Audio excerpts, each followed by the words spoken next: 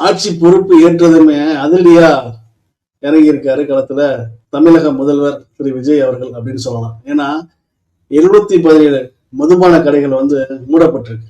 இதுல சென்னையில டி நகர்ல ஒரு தனியார் பள்ளி கிட்டத்தட்ட 40 வருஷமா அந்த பள்ளிக்கு பக்கத்துல ஒயின் ஷாப் இருந்திருக்கு.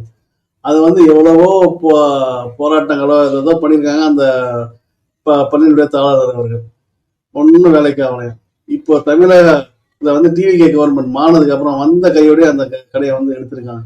இந்த நிகழ்ச்சியை வந்து அவங்களே வந்து ஒரு வீடியோ பிளாக் மாதிரி போட்டு மக்களுக்கு வந்து காமிச்சிருக்காங்க. அந்த நிகழ்வு வந்து பரபரப்பா பேசப்பட்டு இருக்கு. அதோட இல்லாம கிருஷ்ணகிரியில பஸ் ஸ்டாண்டுக்கு ஆப்போசிட்ல ஒரு மதுபானங்கள் ஃப்ரெஷ்ஷான ஏரியால இருந்திருக்கு.